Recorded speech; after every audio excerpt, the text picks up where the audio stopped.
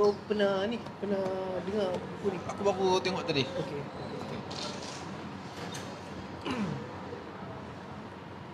Baru berkenal dengan Green pun baru ke. Tahun lepas dah baru lebih ni Green. Kami buat berubah Green. Tapi parti-parti sekarang ni slow. Lagi satu ekologi kesedaran hijau kat Malaysia masih rendah. Tapi rendah pun kira kita dengan Indonesia, kita kira okey juga lah. Sebab kita pesta buku kita dah tak pergi buku plastik. Itu lah. Dia pun masih rancak plastik. Itu kira kita dah, walaupun kita tak war-warkan sangat, tapi pesta buku dah tak, walaupun ada pakai penguasaan tu tak ni kan. Tapi kira ada benda, ada ni lah. Tapi di dalam masyarakat yang bawah lagi tak ada. Orang kampung semua tak ada. Tu buku aku buat, aku jual, aku tak buat plastik. Maksudnya yang aku cetak lah. Yang orang jual tak boleh buat apa kan. Kalau macam kat Indonesia pun banyak juga NGO kita belajar kat Jogja. Sebab diorang memang Walki itu salah satu banyak lagi. Sebab diorang ni aku yang kongsi ni. Sebab diorang memang local centric. Tapi dia pun besar. Dan diorang membumi tau. Maksud aku macam dia tak kisah apa yang berlaku kat luar, climate change lah, tak hang lah, tapi diorang nak selesaikan masalah tempatan diorang. So, tapi jerebu kuat. Jerebu lain lah, structural issue. Tapi dia punya gerakan NGO Wali salah satu lah. Boleh? Okay. Okay, bismillahirrahmanirrahim. Assalamualaikum warahmatullahi wabarakatuh. Saya ucapkan kepada penonton-penonton yang sedang berada di live, terima kasih masih setia bersama kuliah buku akhir tahun KEBAT yang nombor 3. Malam ini adalah bicara buku Blessed Unrest oleh Paul Hawken yang akan dibentangkan oleh saudara Alif Basri. Okey, baik. Untuk sekadar summary lah atau ringkasan terhadap buku ini, dan juga Paul Hawken. Paul Hawken adalah seorang aktivis, seorang environmentalist, entrepreneur yang hangat diperkatakan dalam tahun ujung 90-an dan juga awal 2000 sehingga 2007. Dan 2007 lah terhasilnya buku fenomenal. Saya boleh kata buku ini fenomenal selepas Natural Capitalism, iaitu Blessed Unrest, di mana buku ini kita boleh klasifikasikan sebagai buku mix of socio-antro dan juga social-political discussion. Okay. Jadi untuk lebih tahu lanjut tentang buku ini, saya serahkan kepada saudara Ali Basri untuk membentangkan. Okay, dipersilakan.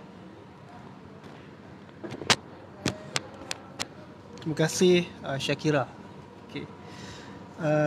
Bismillahirrahmanirrahim. Pertama sekali saya nak ucapkan terima kasih kepada Kubu, sahabat saya Benz Ali, kerana berikan peluang untuk berkongsi sebuah buku yang saya fikir buku ni pernah saya kongsikan dalam beberapa wacana buku yang lain. Sebab buku ni banyak membuka mata secara peribadi untuk melihat isu itu dalam kerangka yang lebih besar. Macam tadi Syakira kata, buku ni antara buku yang fenomenal. Blessed Unrest, tajuk dia How the Largest Social Movement in History is Restoring Grace, Justice and Beauty to the World. Buku ni dihasilkan, saya kongsikan serba sedikit latar belakang buku ni. Dihasilkan Paul Hawken ni, dia seorang ahli environmentalist. Dia banyak bagi pengucapan tentang alam sekitar di merata-rata tempat seluruh dunia. Dan setiap kali dia pergi ke satu-satu tempat, dah tentu akan ada jaringan yang dia buat, networking. Jadi orang akan berikan dia kad nama. Dan saban minggu, saban bulan, saban tahun, kad nama, jumlah kad nama yang dia ada tu meningkat. Dan dia sampaikan, dia kata dalam buku ini, mungkin dia boleh katakan gerakan akar umbi ni mungkin lebih daripada 30,000 ke atas. Bahkan kalau sehingga waktu dia menulis ni, mungkin dah sampai 100,000 gerakan akar umbi. Gerakan akar umbi yang dimaksudkan ini dalam buku ni lah dia kata tidaklah beri fokus seperti mana orang mempertahankan ideologi-ideologi, ism-ism tentang agama, tentang falsafah-falsafah kapitalisme dan lain-lain. Tapi dia melihat gerakan ini yang tak ada leader, tak ada pemimpin yang berpusat pun. Mereka ini merata-rata, mereka ini memperjuangkan isu di tempat mereka. Kalau isu di India, isu tentang benih yang asli, yang tidak hybrid. Di merata-rata kalau di contohlah di Sabah tentang empangan. Bila cakap tentang empangan ni, kau nak cakap macam mana? Adakah dia ni seorang sosialis atau kapitalis? Tak tentu. Tapi mereka memperjuangkan atas dasar mereka tahu kalau empangan dibuat, beribu-ribu penduduk terpaksa dipindahkan sebagaimana yang berlaku pada Bakun, Sarawak.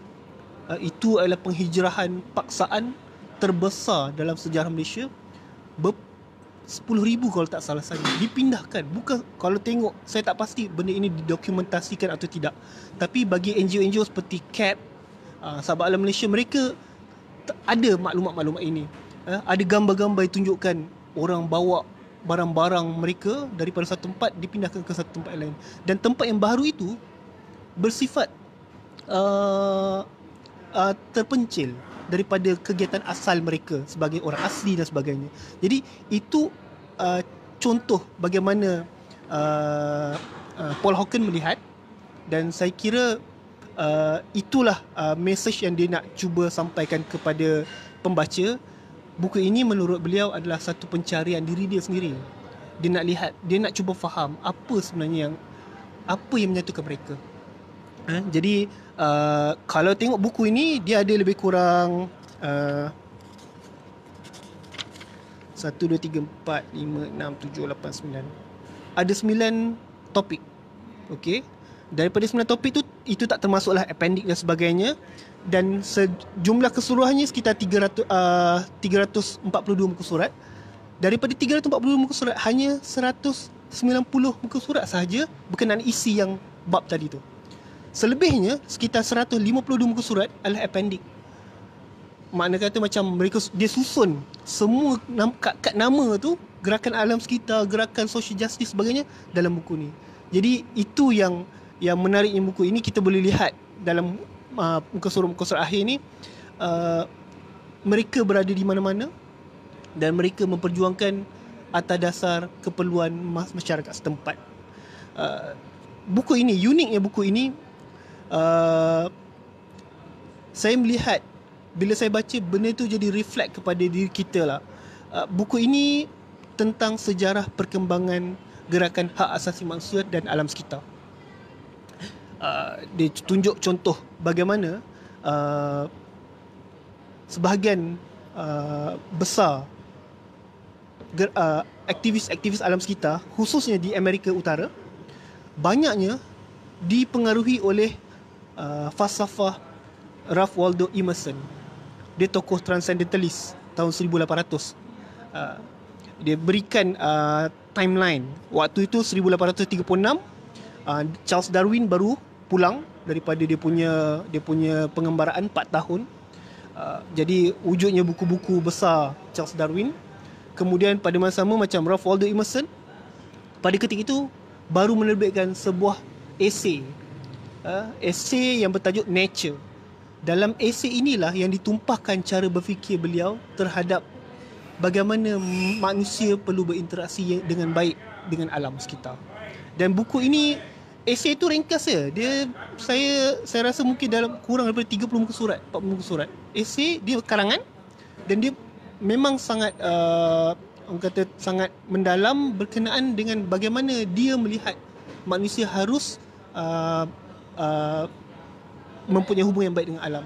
Jadi dia ada kawan dia Henry David Thoreau. Kita dengar nama ni. Dan Henry David Thoreau digunakan pengalaman dia diwujudkan buku Walden, W-A-L-D-E-N. Ini cerita bagaimana dia hidup survivor dengan alam. Dan buku ini juga dia beritahu macam mana Ralph Waldo Emerson dan Henry David Thoreau mempengaruhi cara berfikir aktivis alam sekitar di Amerika. Kemudian dilanjutkan lagi. Kemudian kalau kita pernah dengar Rachel Carson. Rachel Carson ada buku tajuk Silent Spring. Silent Spring ni asalnya adalah buku berkenaan dengan pencemaran yang dibuat, yang terhasil daripada pesticide, racun rumpai, herbicide, pesticide lah, yang dibuat oleh syarikat-syarikat besar ketika itu. Jadi Rachel Carson kemudian dia dikaitkan juga bagaimana Mahatma Gandhi, pemikiran Mahatma Gandhi turut mempengaruhi cara aktivis alam sekitar di Amerika bergerak. Bila kita lihat macam mana Paul Hawken kongsikan dalam buku ni, memang banyaklah tentang perkara tersebut dihuraikan dengan terperinci. Dia nak beritahu aktivis-aktivis yang real bukanlah sekadar aktivis yang syok-syok sendiri. Sekarang ada istilah pop environmentalist.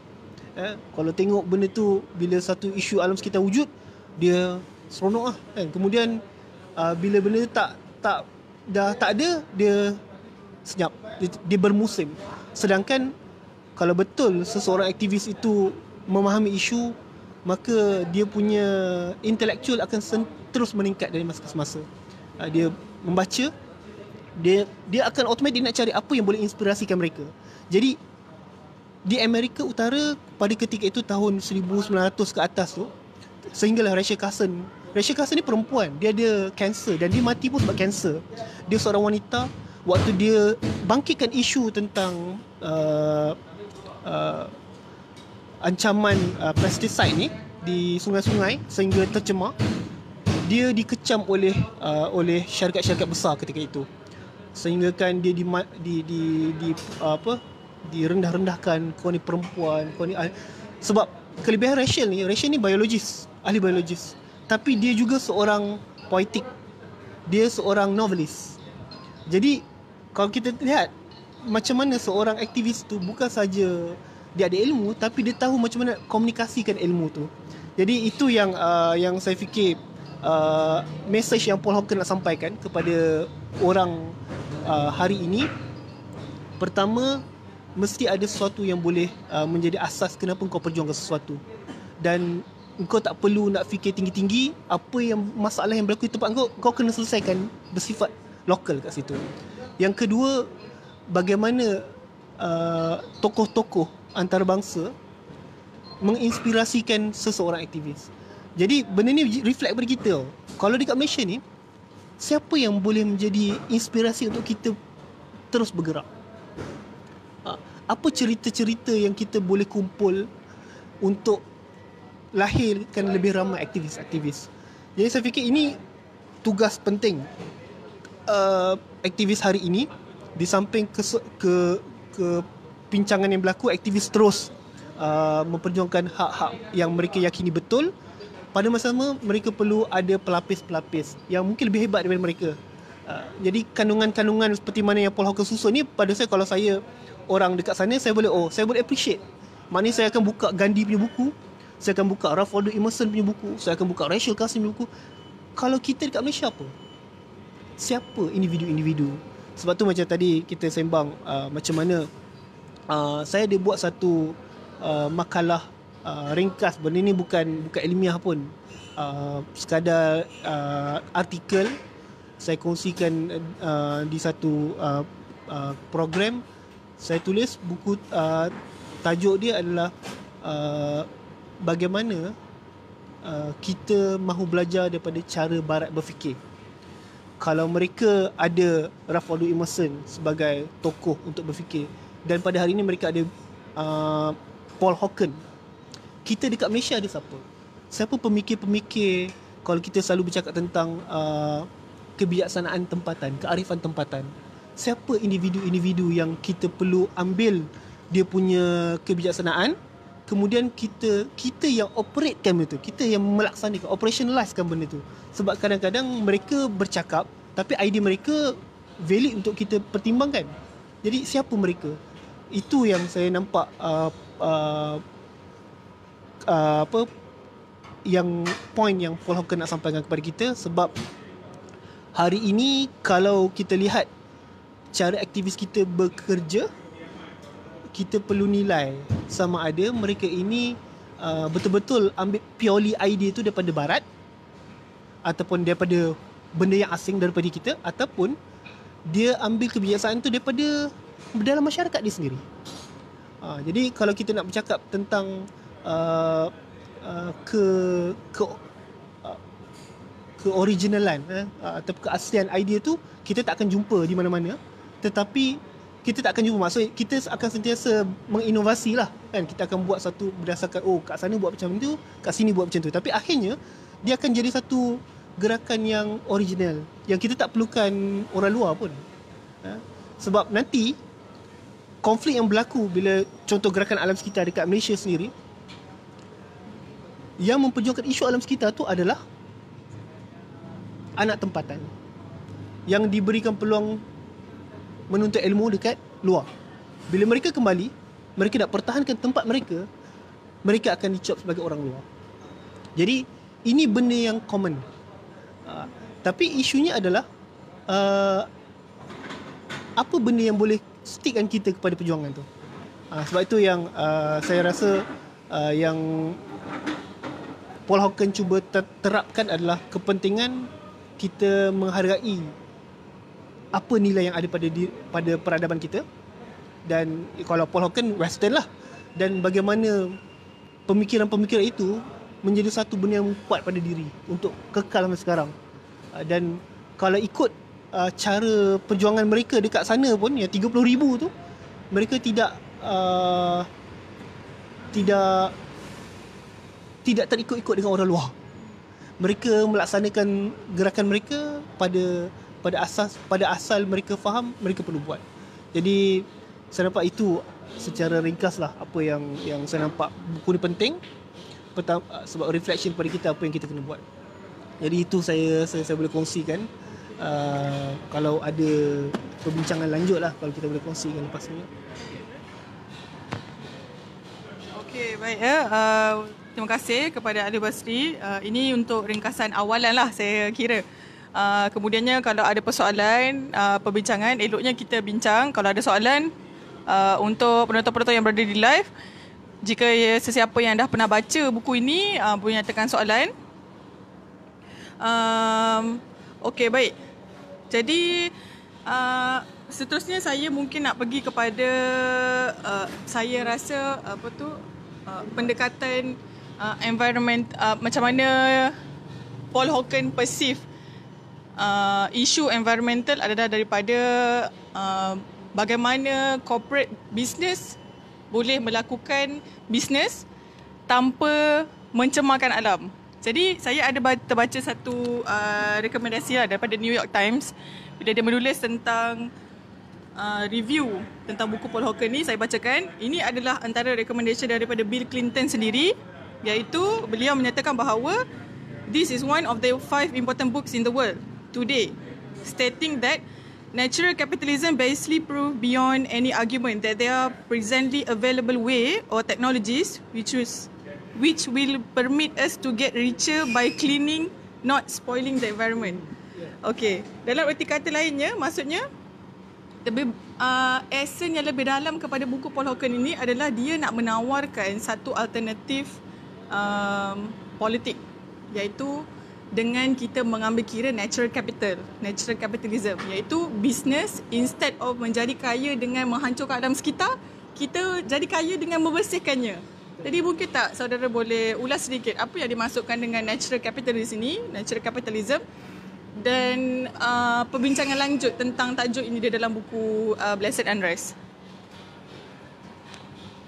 Okey, ada dua buku yang saya rasa berkaitan. Natural Capitalism diterbitkan 1999. Kemudian seterusnya, sebelum itu Paul Hawken turut menulis The Ecology of Commerce.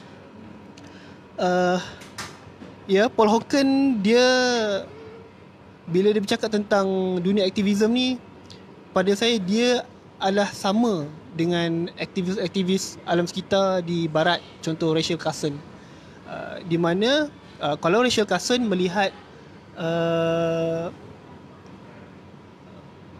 bahan kimia ataupun pencemaran menjadi faktor kita perlu ambil berat tentang isu itu sebab dia berkaitan dengan kesihatan manusia.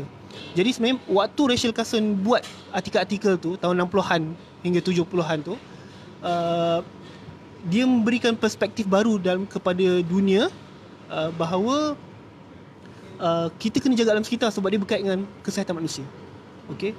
Paul Hawken, kalau dalam buku ni pun dia ada sebut secara daripada awal, dia kata tu Anuradha Mittal.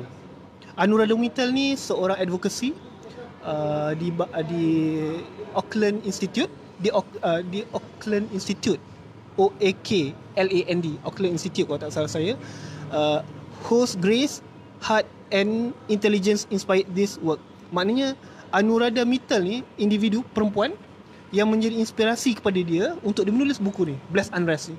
Anuradha ni dia adalah seorang leader yang melihat situasi semasa yang menyumbang kepada ke permasalahan alam sekitar ni disebabkan oleh perniagaan, disebabkan oleh perjanjian antarabangsa, perdagangan antarabangsa. Jadi sebab itu kalau di Malaysia kita ambil konsep kita lokalkan, kalau di Malaysia ada badan seperti Third World Network. Okay, Third World Network. Okay, Third World Network atau TWN diasas oleh almarhum SM Idris.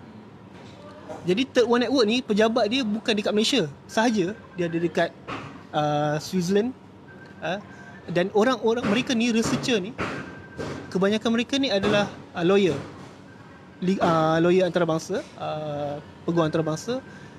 Kepakaran mereka adalah untuk memberi nasihat kepada dunia-dunia membangun dan dunia ketiga macam mana supaya tidak ditipu, quote and quote, ditipu dalam satu siri rundingan yang sangat mencabar. Contoh yang terdekat, Trans-Pacific Partnership Agreement. Ini sebelum ni lah, tahun 2-3 tahun lepas. Sekarang dah jadi CPTPP kalau tak salah saya. Ketika itu real issue dia adalah bila ada bab-bab dalam perjanjian itu yang boleh menyebabkan isu-isu hak asasi manusia tempatan dia tidak terpelihara. Maknanya kontrak-kontrak dalam perjanjian itu lebih memenangkan negara-negara maju.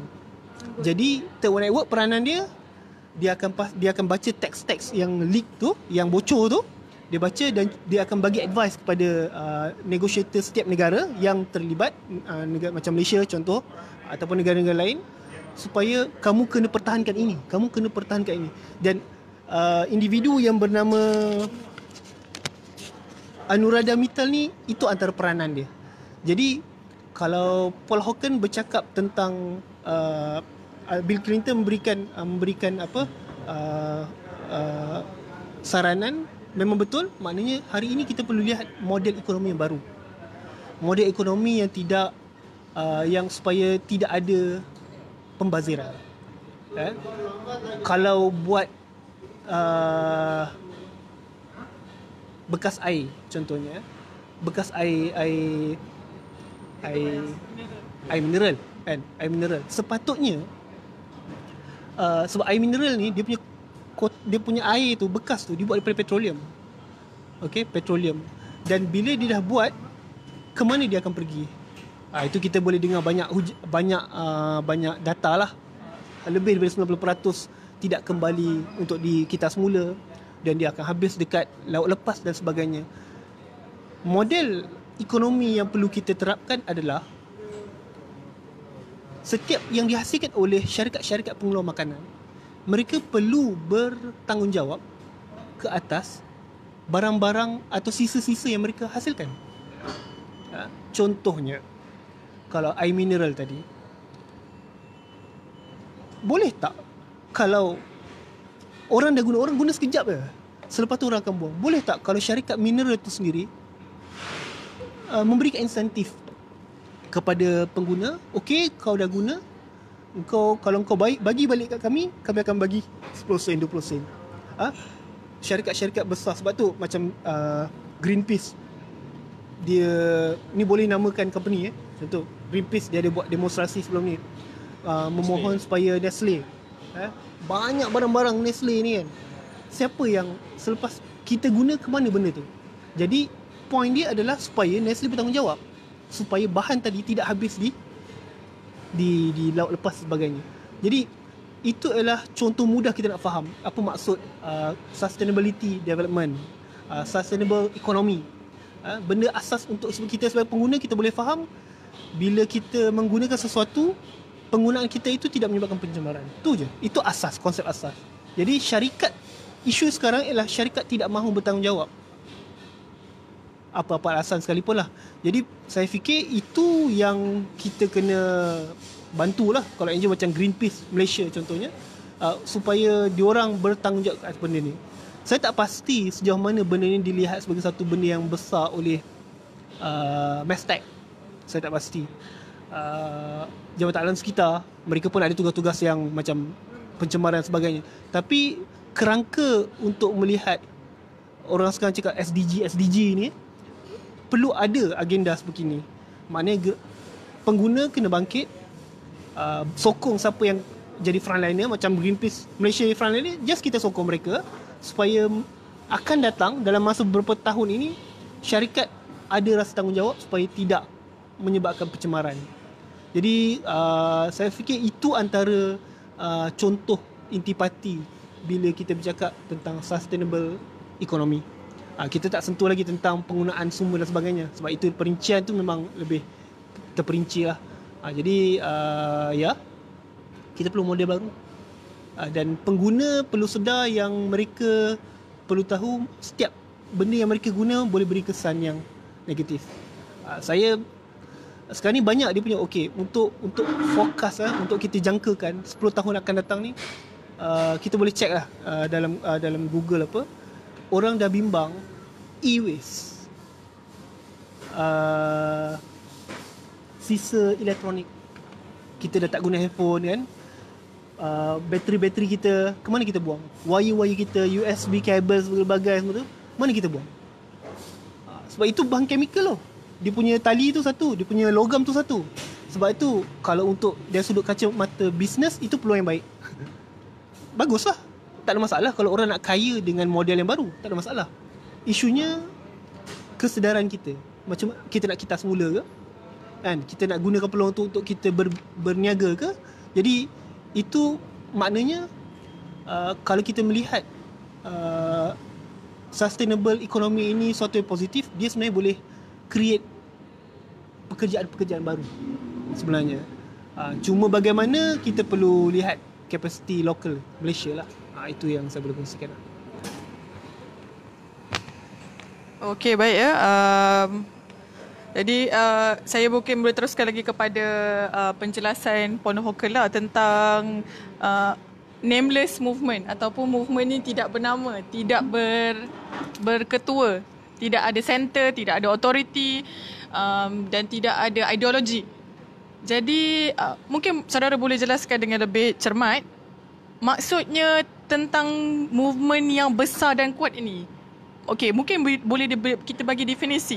Macam mana Paul Hawken boleh mendefinisikan ianya besar dan kuat jika tidak ada elemen-elemen ini? Kalau dia nak bandingkan dengan gerakan-gerakan kiri atau kanan yang lain, konservatif yang lain, ataupun gerakan business corporate pun sekalipun, mereka ada ketua, ada ideologi, ada authority, ada decision maker dan sebagainya. Tetapi kita bercakap tentang kumpulan-kumpulan kecil, social movement yang sama, yang mempunyai mission dan vision yang sama, tetapi terpisah-pisah dan tidak sama.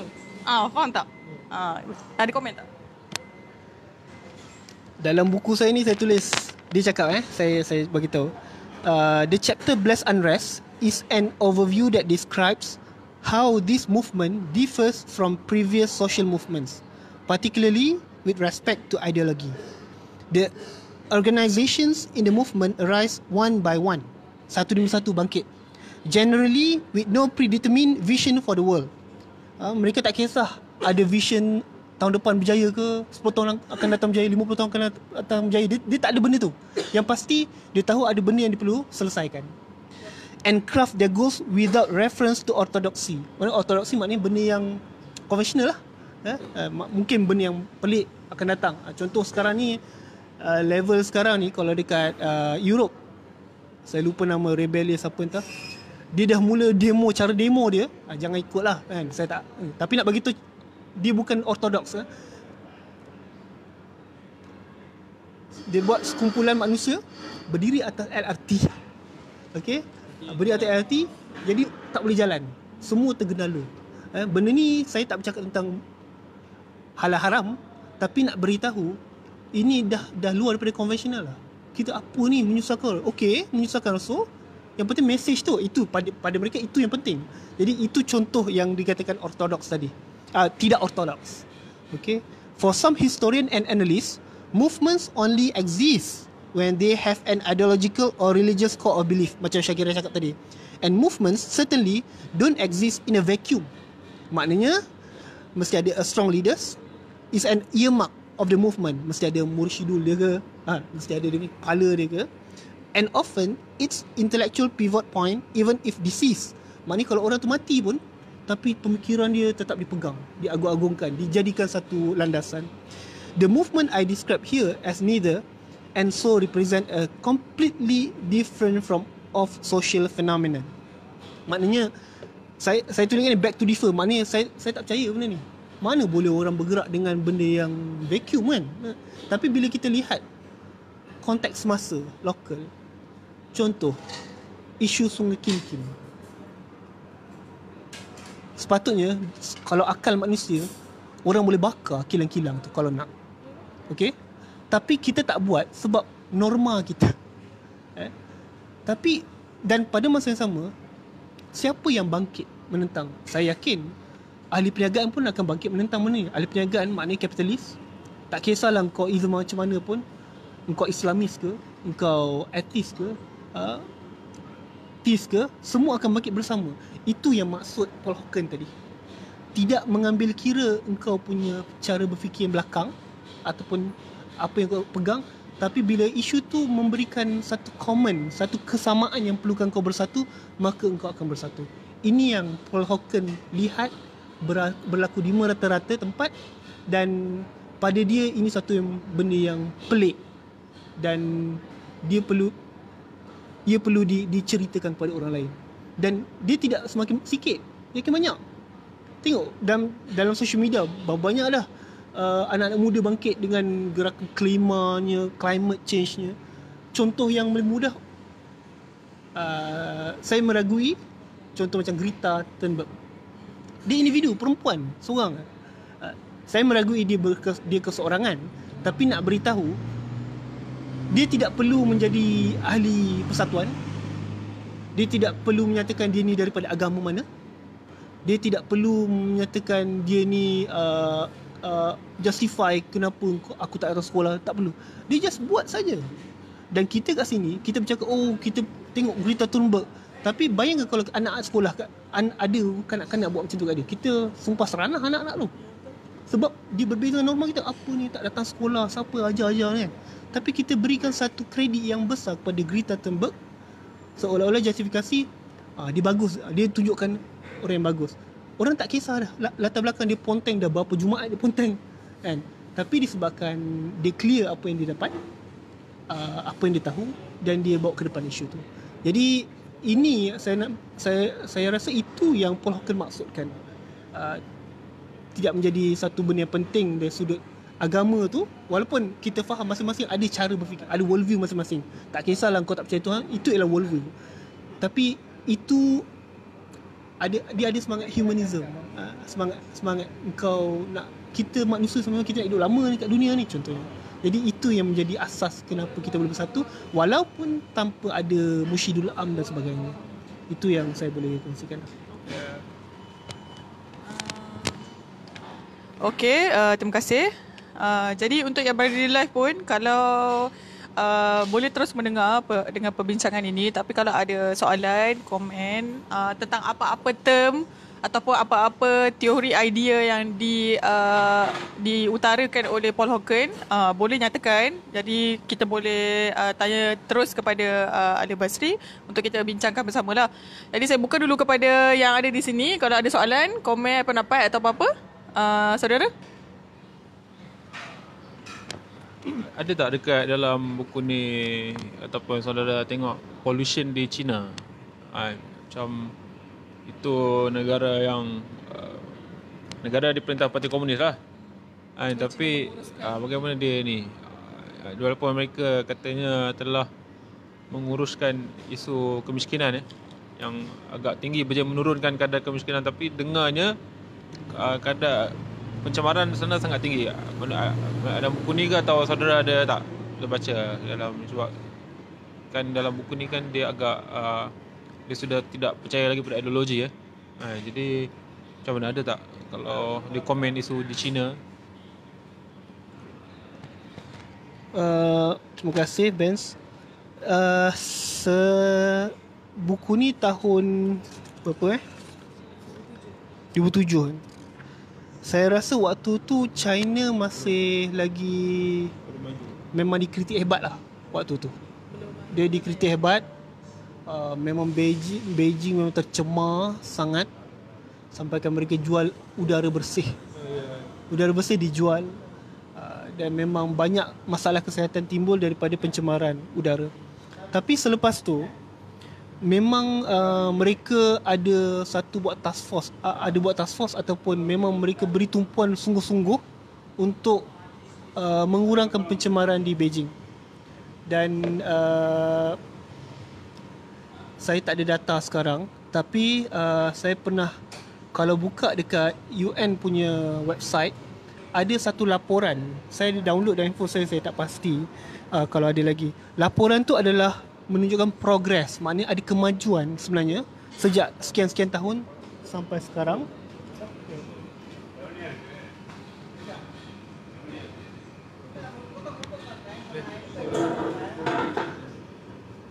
Ada kemajuan dari tahun ke tahun sampai sekarang.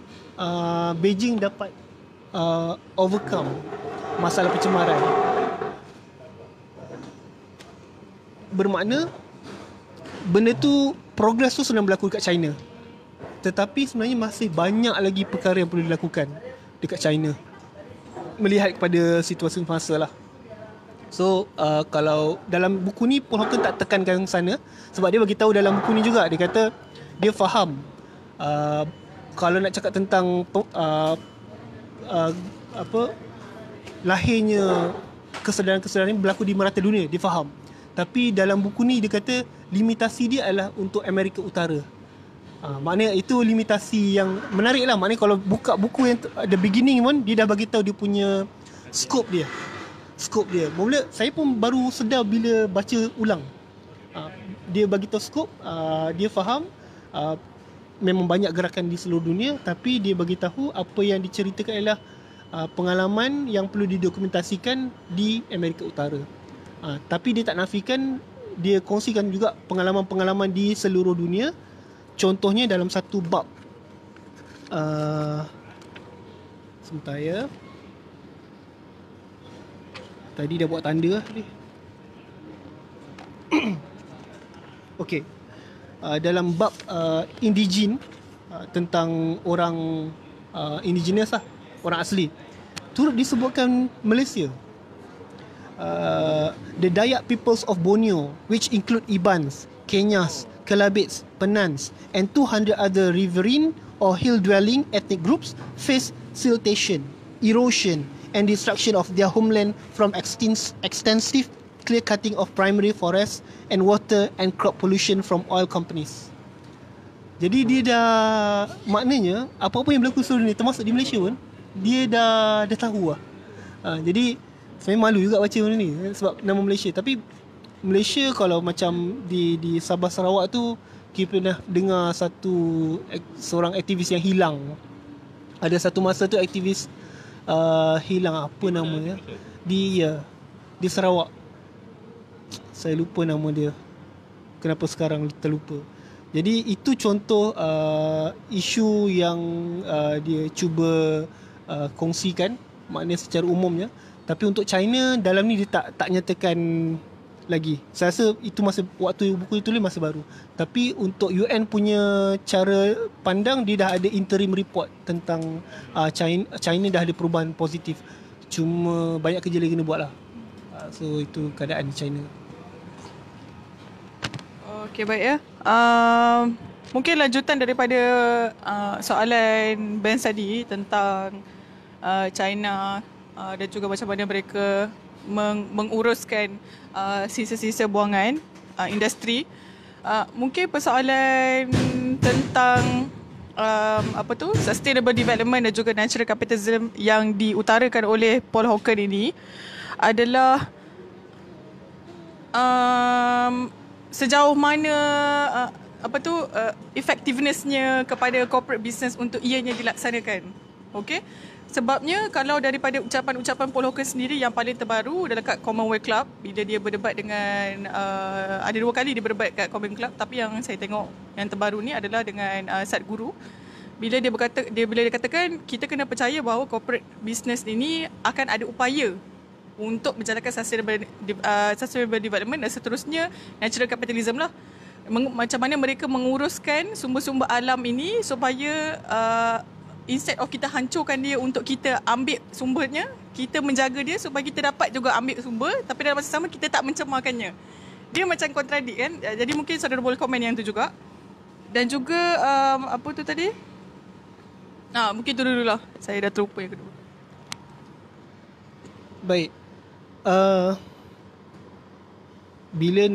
Tadi saya ada sebut tentang model ekonomi baru tadi kan.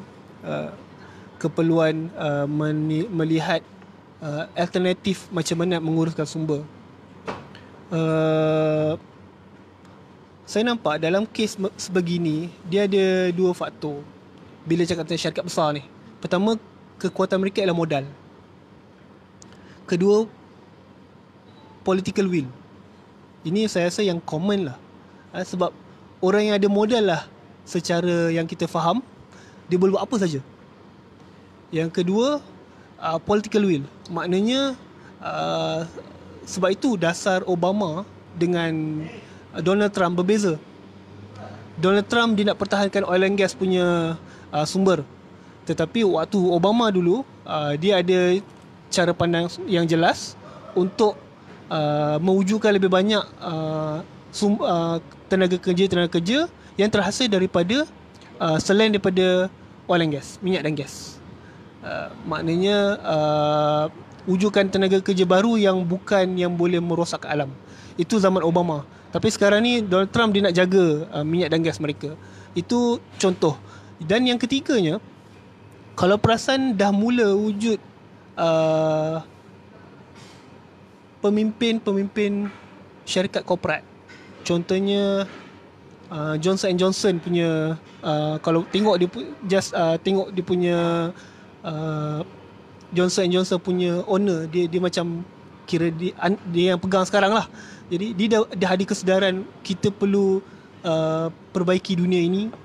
Jadi dia memberi kesan kepada pengeluaran ni macam mana supaya pengeluaran ni lebih lestari. Itu Johnson & Johnson. Kemudian kalau tak salah ada satu nama, Ray Anderson, Rayandson. Cuba Google. Dia ada tulis buku, saya lupa tajuk buku tu, tapi bisnes dia adalah berkaitan dengan permaidani kapet. Dia pastikan penghasilan kapet dia untuk pejabat-pejabat tidak menghasilkan sisa. Itu contoh. Bermakna sebenarnya setiap industri berbeza. Minyak dan gas berbeza dia punya macam mana nak menguruskan sisa pepejal. Dah tentu nuklear berbeza lah kan. Macam mana macam restoran ni, macam mana nak uruskan sisa pepejal dia. Jadi isu dia sekarang ni adalah kemahuan pemimpin organisasi tu untuk berubah. Kalau nak political will dengan modal, memang kena syarikat besar. Tapi kalau syarikat-syarikat biasa, yang penting adalah kepala syarikat tu. Kalau dia rasa dia nak, dia akan cari orang, tolong aku macam mana nak buat ni. Bahkan kalau sebab tu dah ada satu jawatan dalam sustainable punya business ni, Chief Ecology Officer. Maksudnya dia ni diberikan tanggungjawab macam mana nak pastikan syarikat itu lestari. Dengan pengurusan pengurusan sistem pepejal dia, SIFA. Kalau tidak SIFA pun dia ada audit dia. Dia audit. Bulan ni pengurusan tenaga macam mana. Jadi kalau pemimpin syarikat tu ada kesedaran itu, dia memudahkan. Persoalan dia adalah berapa ramai pemilik syarikat yang ada kesedaran itu dan bagaimana kesedaran tu perlu dipupuk lagi dan lagi. Itu isu di peringkat akar umbi lah. Kalau syarikat-syarikat besar tu dia boleh buat apa saja kecuali dengan syarat dia mahu. Sebab dia banyak duit. Dia boleh beli macam-macam teknologi. Kita orang biasa kita tak perlu teknologi-teknologi yang boleh green tu. Memadai dengan cara kita menukar tabiat kita mengurus sumber elektrik, mengurus air dan sebagainya. Jadi benda tu ialah seni mengurus sumber. Jadi itu yang saya boleh kongsikan tentang pengurusan sumber lah. Terima kasih. Banyak soalan yang kita tanya. Jadi saya buka lagi kepada kawan-kawan yang baru hadir. Kalau ada soalan, saudara. Ini kita ada seorang pekerja yang dekat dengan alam ya. Kalau dia ada komen, saudara, ada soalan tak? Ya. Ada. Dalam tu tak ada. Tak ada.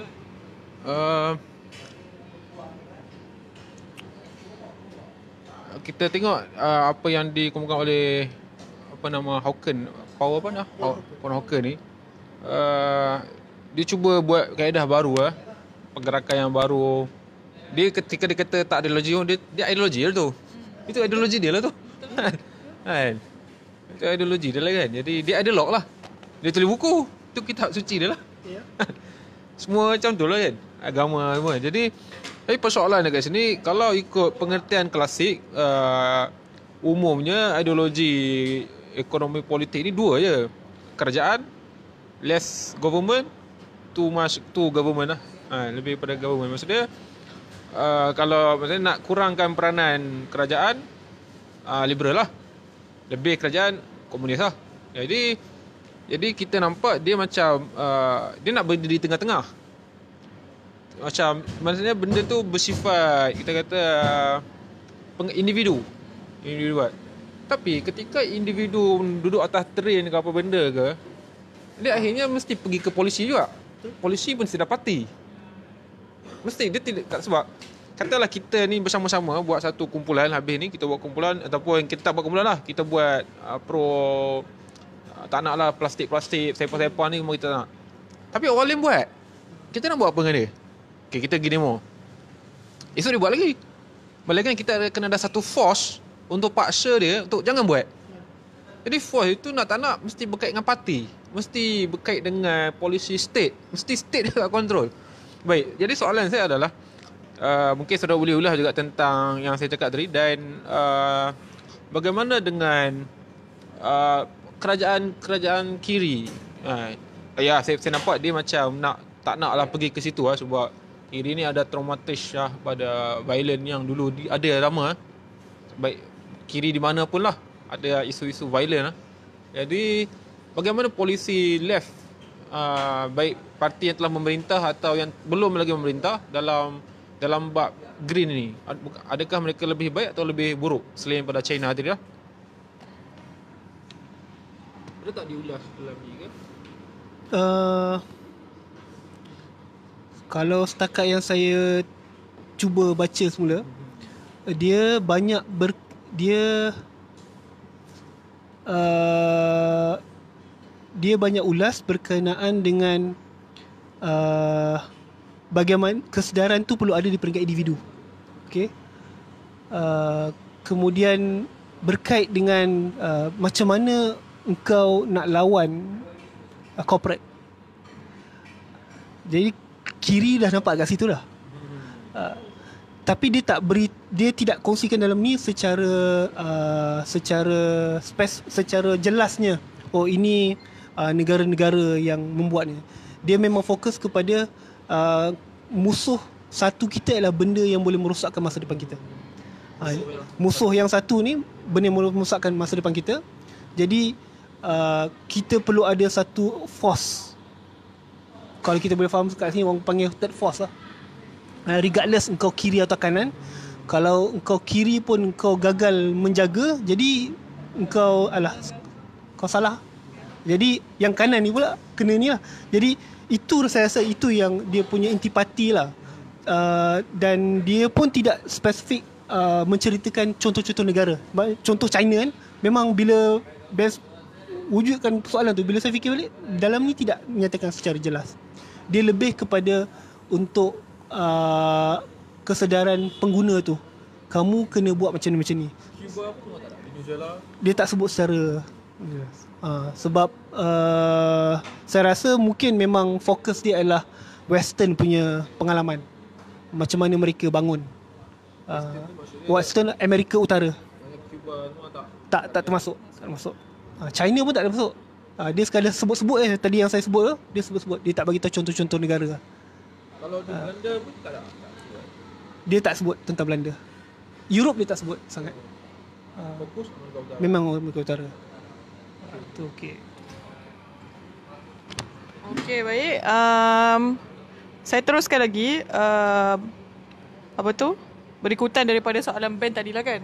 Macam kita nampak Paul Hawken ni dia nak ambil posisi yang di tengah-tengah. Dia nak memahami, dia nak meletakkan diri dia dalam kasut orang korporat, orang bisnes yang nak buat keuntungan. Walaupun dia tahu orang bisnes dan orang korporat nak mengoptimalkan keuntungan, tapi dalam masa sama kita tak boleh hancurkan bumi juga, sebab kat mana kita dah tinggal kan.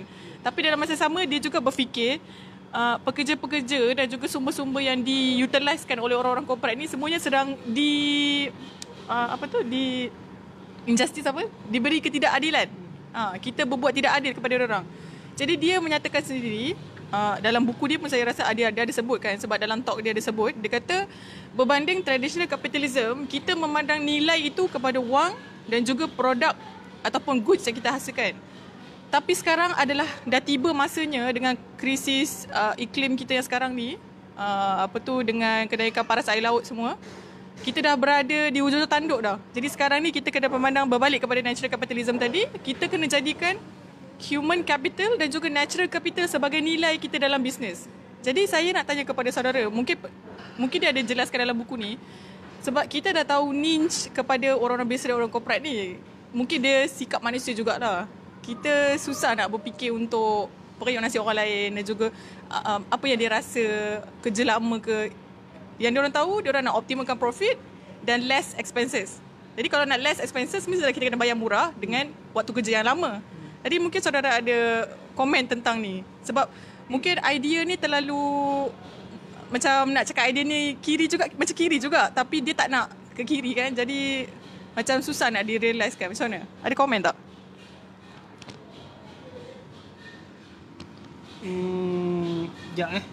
Yang belakang-belakang tak faham sangat.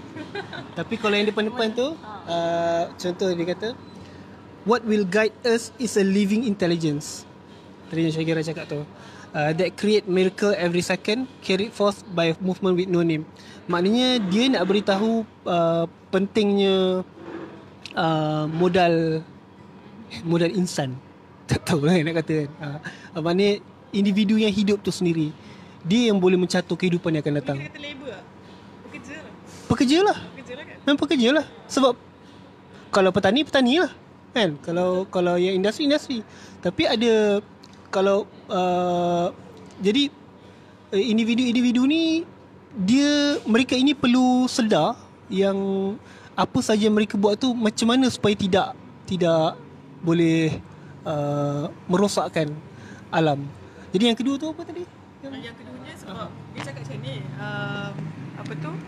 dia kata daripada traditional capitalism kita pandang profit dan juga produk kita sebagai nilai yang paling penting dalam bisnes. Jadi dia nak shift kepada kita pandang labor dan juga natural resources yang kita gali tu sebagai nilai yang paling utama.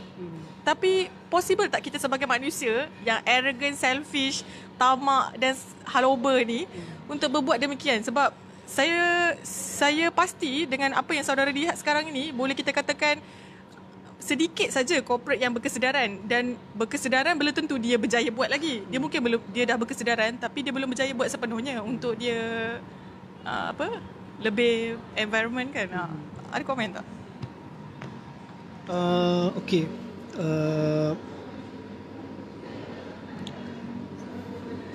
hilang. Sekejap nak susun. Sebab saya faham soalan tu. Dia isunya adalah Boleh tak kita kata Paul Hogan pun tak ada jawapan? Paul Hogan cuba nak rungkai tapi dia tak tahu the right way untuk bagi dua-dua satisfied. Business, bekerja dan juga alam. Semua boleh instable. Sebab tak boleh kan? Boleh tak kita kata macam tu? Kena baca lagi beberapa karya dia lah. Sebab kalau pendapat saudara kan, kalau macam mana kita nak buat bisnes, banyak bisnes tapi tanpa rosakkan alam. Macam mustahil lah. Macam mustahil. Dan dalam masa sama tak nak berlaku tidak adil kepada pekerja. Dia tiga rangkaian yang betul. Kalau lihat sekarang pun dia sebenarnya menjadi pendesak benda tu sekarang ni adalah kecepatan maklumat. Kecepatan maklumat tu menyebabkan cara berfikir corporate dan juga pemimpin tunduk kepada perjuangan untuk keadilan. Jadi yang itu saya rasa force yang kuat sebenarnya. Maknanya macam Ben tadi kata, kita nak tak nak kita perlukan politik. Sebab tu tadi kita sebut tentang political will. Dan political will ni kita tak boleh biar bersendirian.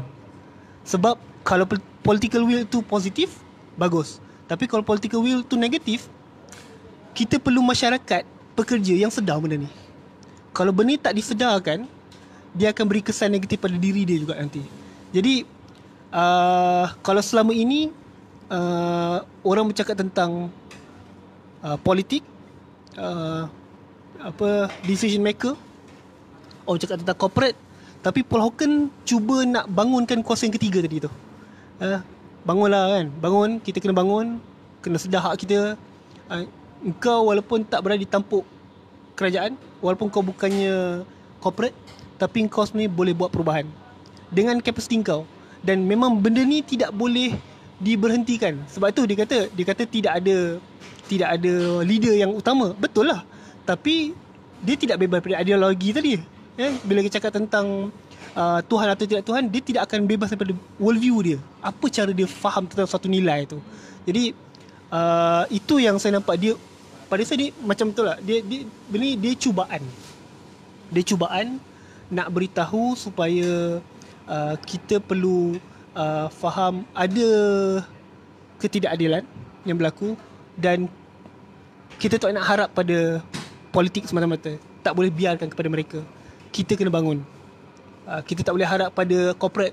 Walaupun dia beri kita kerja, dia beri kita duit makan, tapi kalau dia tidak adil, kita kena lawan atau kita kena tentang, contohnya macam tu.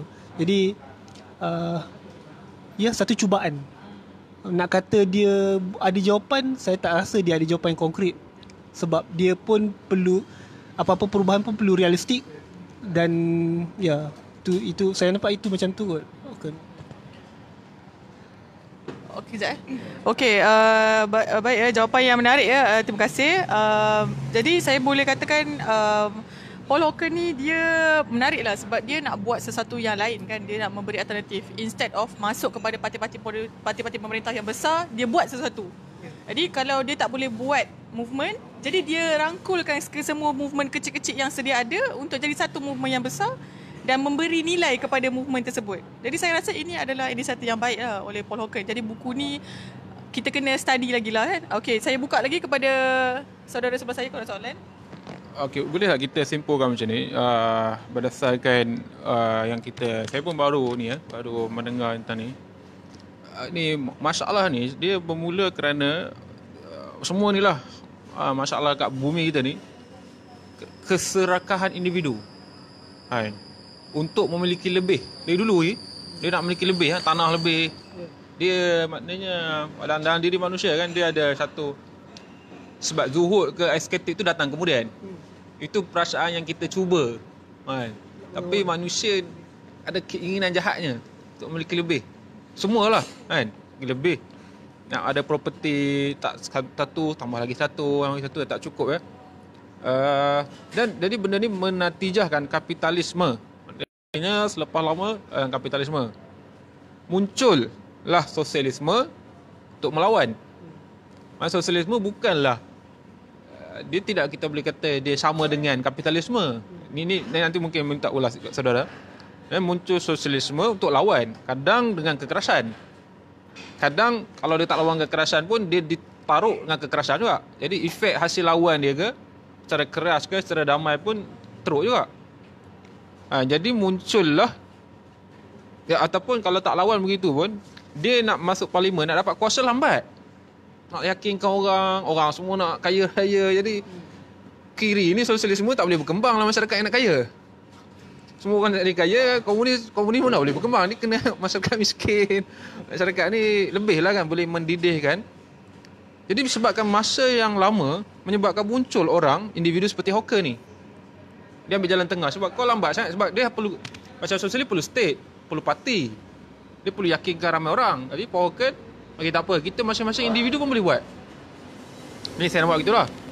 Jadi sebab kalau kita kata dia isu ideologi, saya nampak dia seorang eklektik. Dia ada anarkis sikit. Naknya leaderless tu dah anarkis lah. Menolak. Itu dah anarkis lah. Anarkis tak ada ketua kan. Kemudian ada macam saudara sebut Ralph Walter Emerson. Dia ada idea. Saya ingat sebab dia seorang entrepreneur. Jadi dia sebenarnya kalau tengok dia macam Robert Owen juga sebenarnya. Kalau Robert Owen tu digelar karma, dia ejek lah sebagai utopis kan. Dia buat kilang, dia bagi pekerja dia untuk dapat gaji semua. Tapi akhirnya tak jalan lah. Tapi maksud dia utopis lah, maknanya ada elemen anarkis sikit, utopis. Bila saudara sebut tentang Gandhi tadi, maknanya dia ada unsur religionis juga sebenarnya, ahimsa, non-violent ciri utama mereka.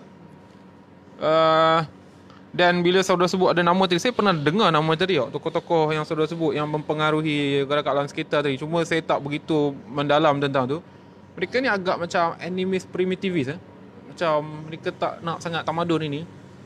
Macam menolak David Thoreau. Saya ingat macam pernah baca lah. Dia macam dia pernah duduk kat hutan.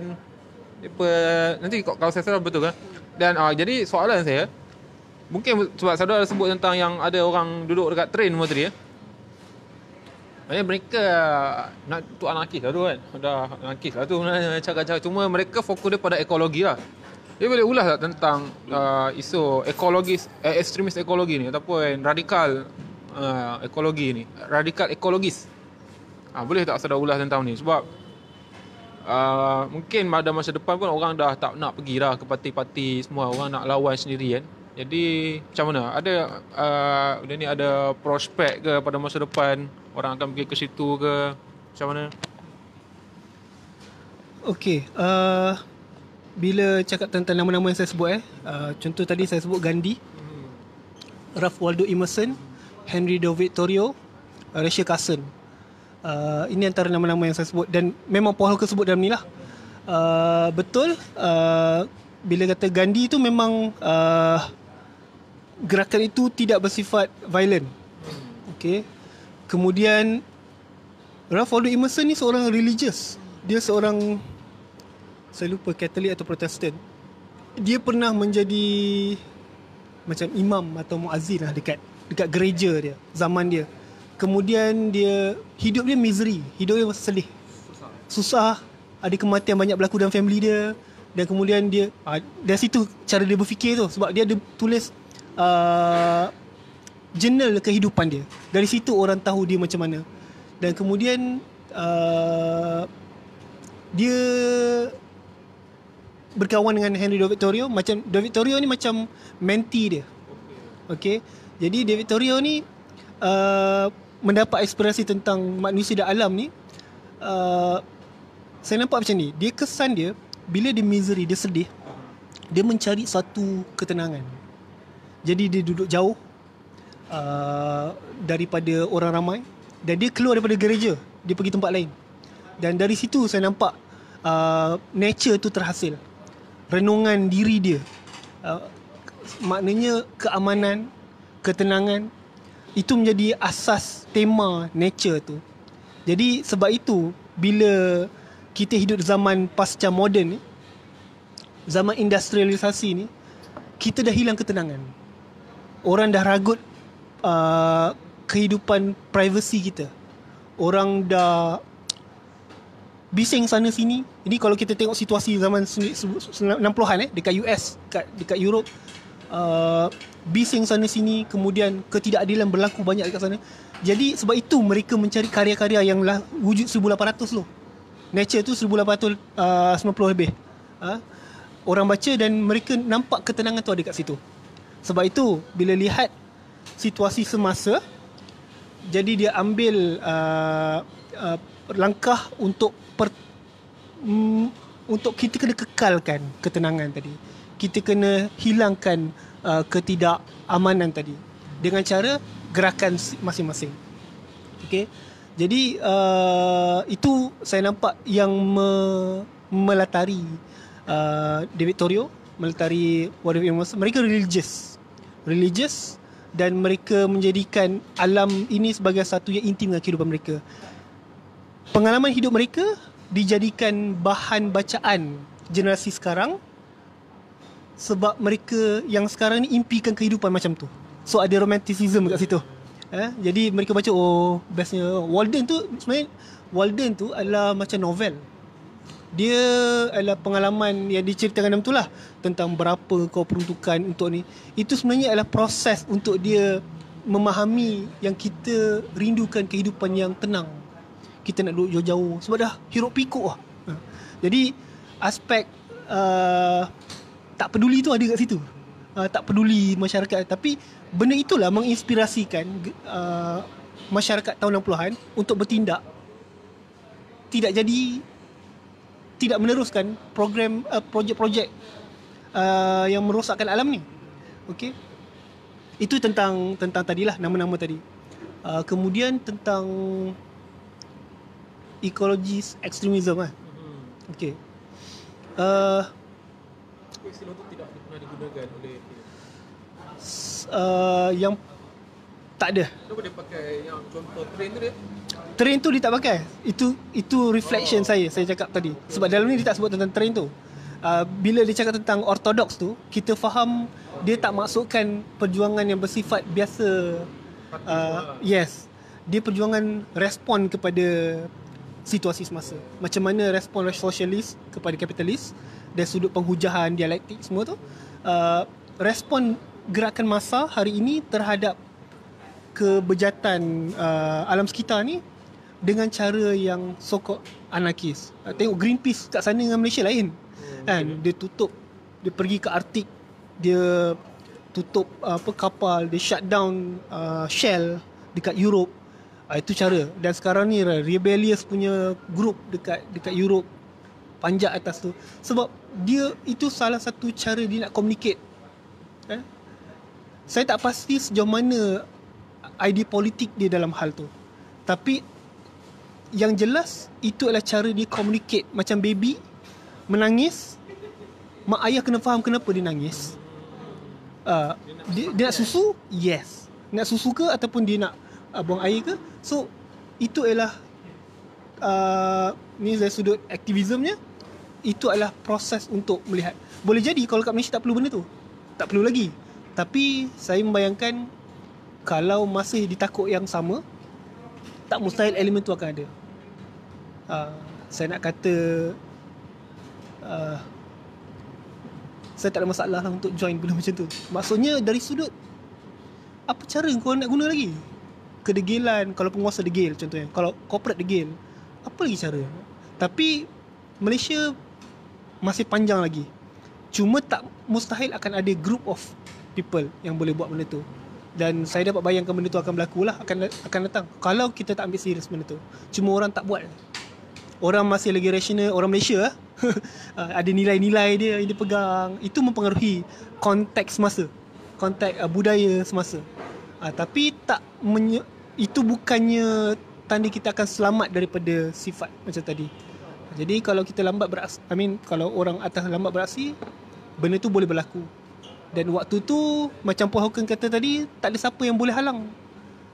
Tahun demi tahun orang-orang macam ni akan bangkit. Sebab dia tak dapat yang keamanan yang tadi, yang dia baca awal tadi. Thoreau tulis tentang ketenangan, Emerson tulis tentang keamanan, rasa selesa dengan pokok dan sebagainya. Itu yang manusia perlukan. Khususnya manusia urban lah. Kita cakap urban, kita tak tahu macam mana orang dekat Kelantan hujung-hujung tu kan, ataupun dekat Terengganu, kat Sabah Sarawak, apa perjuangan mereka kita tak tahu. Tapi yang kita bercakap ni dalam konteks urban begitu. Orang barat rindukan ketenangan dan keamanan, sebab itu dia baca karya-karya tu. Jadi kita, apa yang kita nak sebenarnya? Jadi itu yang menjadi inspirasi kita untuk kita bertindak lah. Okay, mungkin boleh saudara ulas sikit pasal, sebab saya ingat banyak sebut pasal Gandhi tadi. Ada sebut Tolstoy tak? Tak sebut. Kalau sepanjang.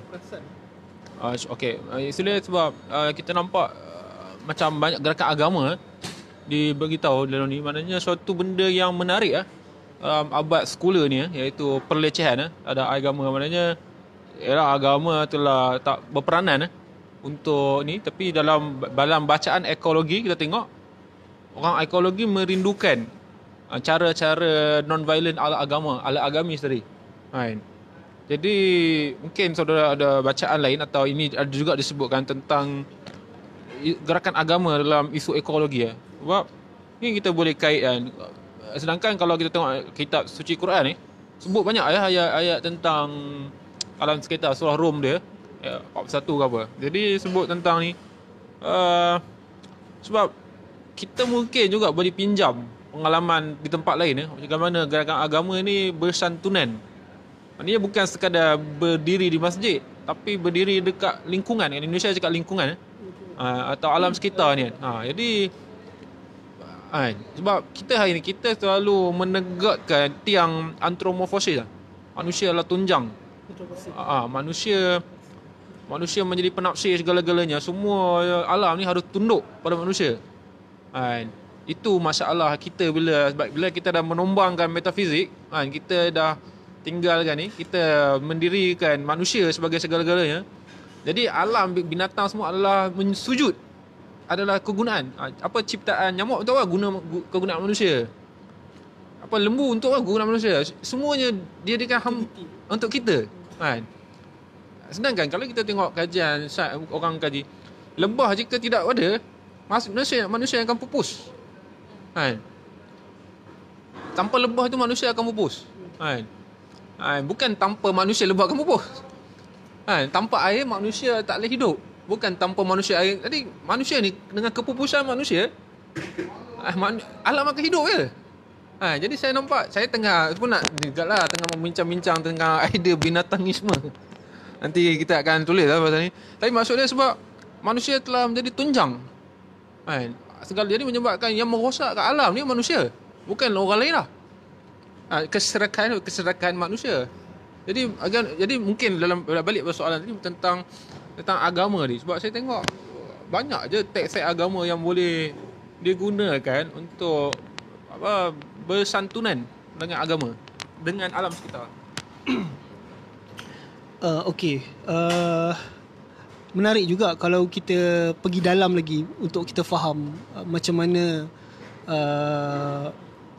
buku karya Emerson menjadi panduan, karya Thoreau menjadi bacaan. Dia ada beza sama kalau orang tu yang asal tu religious dengan orang yang menanggalkan etik daripada agama. Kalau macam siapa nama, kalau kat barat ni banyak motivator ni kan, mereka ambil etika daripada Kristian, tapi mereka popularkan etika itu dalam bentuk motivasi pekerja, jadi siapa saja boleh membaca tanpa mengaitkan ia dengan Kristian. Contohnya itu adalah itu yang dipanggil proses secularization tadi, sekularisasi. Mereka dia menyahkan aspek agama tadi dengan etika, dengan nilai. Jadi nilai itu jadi benda yang relatif. Itu saya melihat pengembangan di barat sedemikian rupa. Maknanya humanism tu menebal. Walaupun asalnya Thoreau dengan Emerson itu religious orang dia. macam mana dengan ini contoh macam dengan Muslim. Muslim kita tahu, kalau kita tengok daripada 1400 tahun yang lalu, maknanya ayat Quran tu bercakap tentang kelestarian alam. Hadis-hadis Haitul Zaini Ujang dikumpulkan, Datuk Seri Zaini Ujang kumpulkan 40 hadis tentang kelestarian alam sekitar. Adakah baru sekarang benda tu ada? Persoalan dia ada, jawapan dia adalah suatu ketika dulu isu alam sekitar bukannya satu isu. Bukan satu isu. Ini pun saya nak kembangkan juga. Saya gunakan istilah polusi migrasi. Pencemaran yang disebabkan oleh migrasi. Migrasi apa? Migrasi budaya. Migrasi, saya tak tahu benda ni dicakap pernah dikembangkan orang lain, tapi bila kata migrasi, orang selalu refer kepada manusia, satu tempat ke satu tempat. Tapi bila kata tentang polusi migrasi, contohnya di satu tempat tu kehidupannya aman, tapi disebabkan banyak penduduk tempatan keluar daripada tempat itu, mereka bekerja di bandar. Bila mereka balik ke kampung, ada dua yang berlaku. Pertama, mereka bawa sampah sarap di bandar tu ke kampung mereka, rosak kampung tu. Orang kampung tak prepare macam nak atasi benda tu. Yang kedua, yang menyokong orang bandar balik tadi, wujudlah mall-mall besar dekat kampung tadi. Itu juga adalah ancaman kepada survival penduduk semasa. Tu yang saya panggil pencemaran. Itu pencemaran yang dipindah daripada satu tempat ke satu tempat yang lain. Jadi kalau ini berlaku dekat satu tempat, dia akan menyebabkan orang tu berubah. So inilah yang berlaku dalam Islam, dalam Muslim, masyarakat Muslim. Osman Bakar ada tulis buku, nipis buku tu, saya lupa tajuk dia, tapi dalam tu contoh bila kata tentang alam, apa fungsi alam ni, Ar-Razi tak salah saya, dia diberi tugas untuk mencari tempat yang sesuai untuk dibina hospital. Apa dia buat? Dia letak satu daging segar di beberapa tempat, A, B, C D lah, contohlah A, B, C, D. Dan dia lihat di mana daging yang paling cepat busuk, atau di mana tempat yang daging paling lambat busuk. Tempat yang paling lambat busuk itulah didirikan hospital. Sebab situasi hospital memerlukan udara yang bersih. Jadi kalau daging tu lambat busuk, bermakna bakteria tu, kalau relatively banding tempat-tempat lain cepat busuk, maknanya kat situlah sesuai didirikan hospital. Itu contoh macam mana ilmuwan pada ketika itu menggunakan situasi surrounding, lingkungan dia untuk memahami sesuatu. Dia gunakan sains untuk dia buat keputusan yang baik. Tapi hari ini adakah benda itu dijadikan panduan? Contohnya, bila contoh kita cakap air mineral tadi, dia dah tahu botol mineral orang guna dalam 10 minit je, lepas tu orang buang. Adakah menjadi tanggungjawab dia untuk dia fikir botol tu nanti akan mencemarkan alam? Dia tak fikir benda tu. Dia fikir terjual dan dia dapat duit cukup. Muslim pula yang tadi polusi migrasi tadi, dia terpaksa menerima benda tu daripada luar. Baik dia boleh berbangga, orang dulu guna cawan, kayu dan sebagainya, kami guna botol mineral.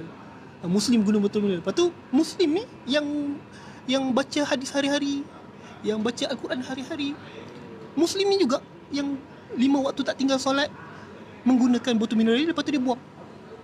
Botol tu tadilah yang pergi ke laut lepas, menjadi punca pencemaran. Dosa pahala macam mana kat situ? Jadi dia dah macam detach, dia ada tercabut hikmah memahami alam tu sebagai sebahagian daripada ayat-ayat Allah. Sebab itu pada saya, kalau ada usaha-usaha untuk meletakkan fiqh bi'ah, kefahaman tentang alam tabi'i ini dalam korpus ilmu Muslim, itu satu usaha yang penting, khususnya untuk Muslimah.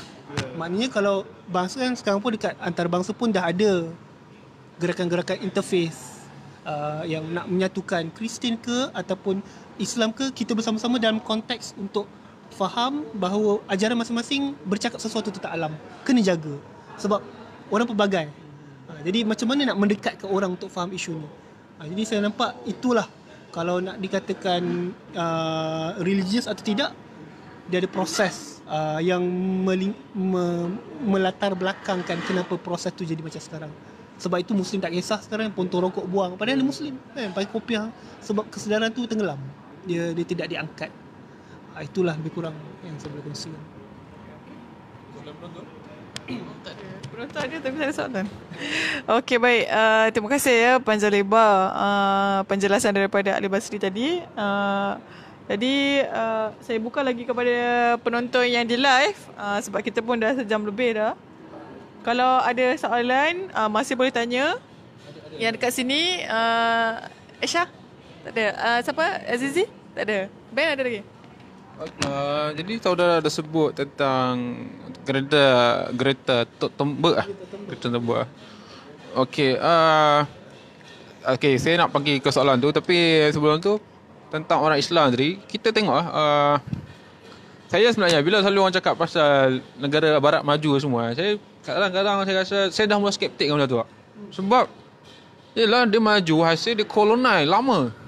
Negara-negara ni Belanda boleh jadi power sebab dulu dia dah colonize lah Indonesia.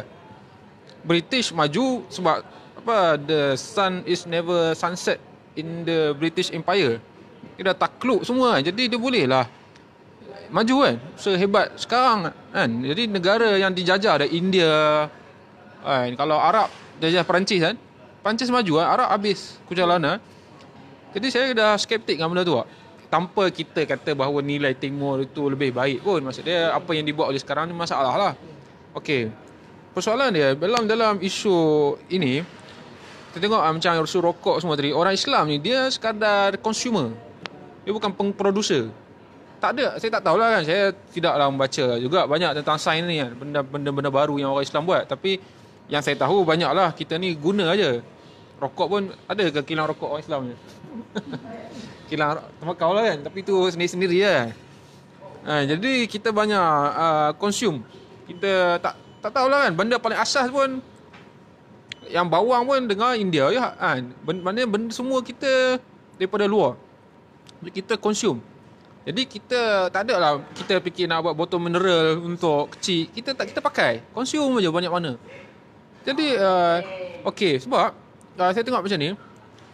Okey, ketika orang Islam dia nak buat pula teknologi dia, datanglah Greta Thunberg. Kita tak boleh buat begitu, tak boleh buat begini. Tapi negara kamu dah maju, kamu dah melepasi tahap negara yang dah super lah. Kamu dah boleh peduli pada lingkungan. Sebab kamu dah settle lah masalah hidup ni. Kita rakyat Indonesia ada berapa banyak ni kan, 300 juta, Malaysia 30 juta. Kalau kita tak create ekonomi, kita tak buat pencemaran, kalau kita tak buat kereta ataupun kita tak buat air mineral kita tak bangunkan teknologi kita sampai bila-bila kita kena consume dia kaya. Dan kita tak boleh lah, kita tak boleh go lah. Sebab kita akan, ekonomi kita bergantung pada kita mengguna lah. Tapi kalau kita nak majukan teknologi, nak majukan kita punya ekonomi, kita kena mencipta, kita kena buat. Terpaksa lah pencemaran dia macam, saya tak ada jawapan lah, tapi maksud dia macam itu antara, ni pun kau hujah saya pun, ni saya baca ada, saya tengok siapa tulis dah itu kan. Jadi begitu, macam mana? Saya boleh bersetuju sebab saya pun berfikir benda perkara tu. Maksudnya kalau Barat, dia sekarang apa yang Greta cakap tu, khususnya negara maju, mereka dah tak ada hutan dah. Mereka dah tak ada hutan. Yang mereka ada adalah perkhidmatan. Kita dekat Malaysia contohnya, kita ada hutan. Adalah debate bila kata hutan tu, ladang pun termasuk hutan kan. Sepatutnya ladang tu bukan hutan, ladang tu hanya litupan hijau. Jadi ada hujah-hujah dia. Isunya adalah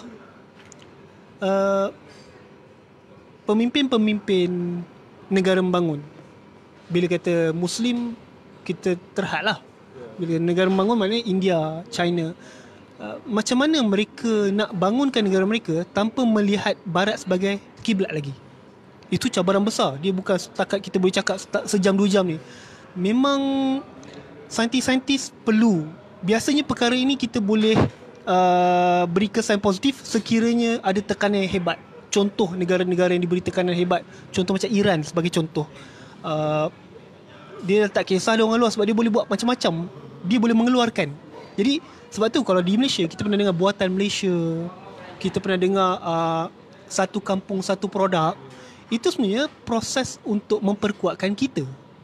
Persoalan dia, adakah masyarakat Malaysia boleh faham kepentingan kedaulatan makanan tadi tu, contohnya. Boleh faham kepentingan sebab kita ada banyak dilema. 2016 kalau tak salah saya, dalam KDNK kita hanya peruntukan 1.4% daripada KDNK untuk buat research and development. Sikit je, 1.4% je daripada keseluruhan KDNK tahun 2016 kalau tak salah saya. Jadi nak menunjukkan kita sendiri tak bangunkan, kita tak memperkuatkan penyelidikan dan pembangunan kita. Itu antara faktor kenapa kita masih lagi bersifat consumer. Kemudian makna diri kita, jati diri, makna diri kita sebagai seorang Malaysia contohnya, barang kita beli kan, kemudian sumber-sumber yang kita gunakan, bahkan cara kita nak orang panggil mitigate, orang nak menghadapi pelepasan karbon ni, macam mana kita nak mengatasi dia. Sebab kalau Greta Thunberg dia fokus pada mengurangkan emission tu, saya ada satu, sekejap saya tunjuk sekejap satu gambar raja untuk saya kongsikan lah. Sekejap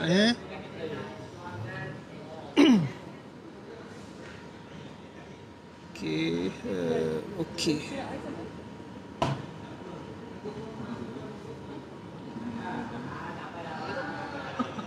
Okey.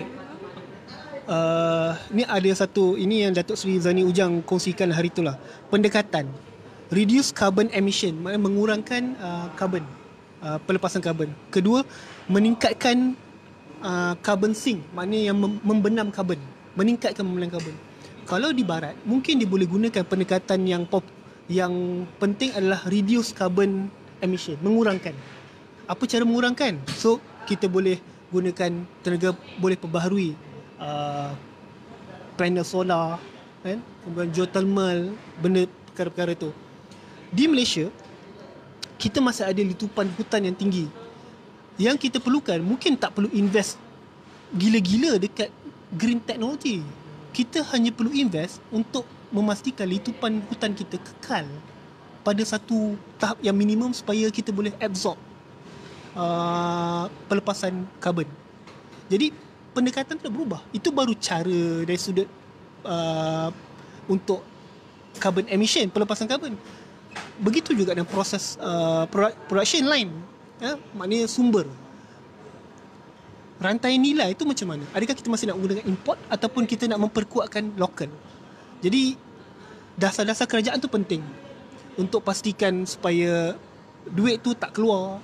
Banyakkan investment untuk pelaburan, untuk penyelidikan. Sebab akhirnya kita kena kita perlu sustain sendiri. Kita dah tak nak dah gunakan bawang daripada India. Kita kena tanam bawang sendiri contohnya. Kita tak nak dah guna daging daripada India. Daging tempatan cukup. Tapi apa cara dia? Dulu ada NFC pun ada pecah amanah.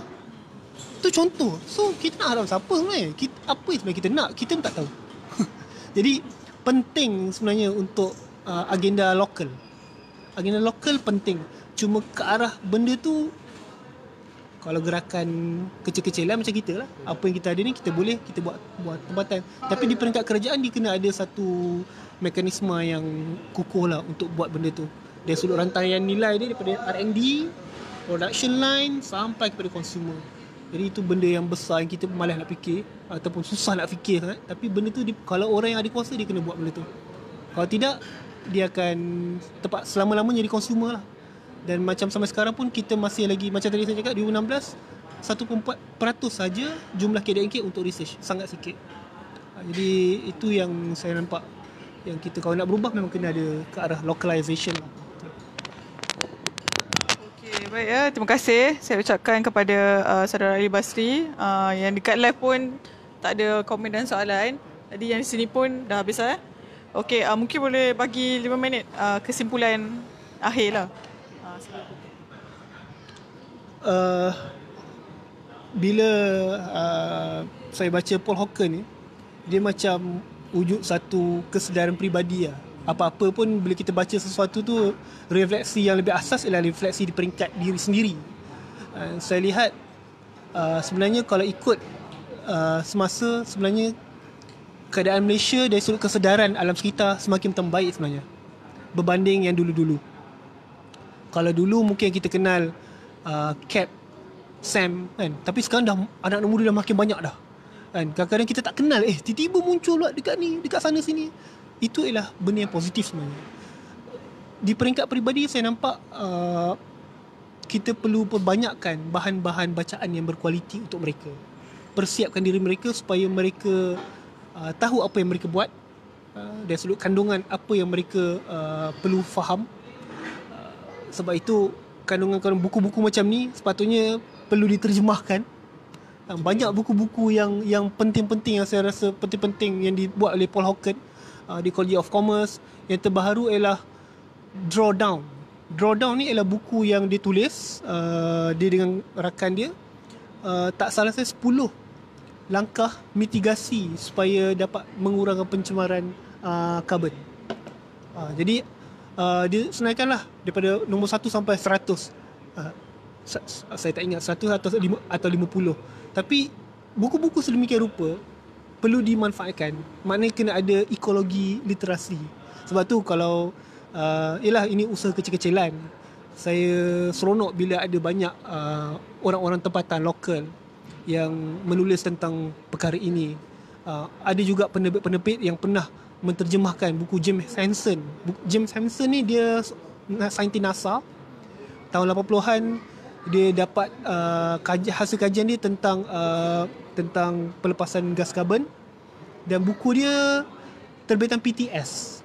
Buku tu saya tak tahu, memang PTS terbitan buku tu bagus, tapi saya tak tahu jualan dia macam mana. Buku tu menarik untuk dibaca. Buku terjemahan The Grandchildren, apa nama dia? Sekejap saya kongsikan tajuk dia supaya ni.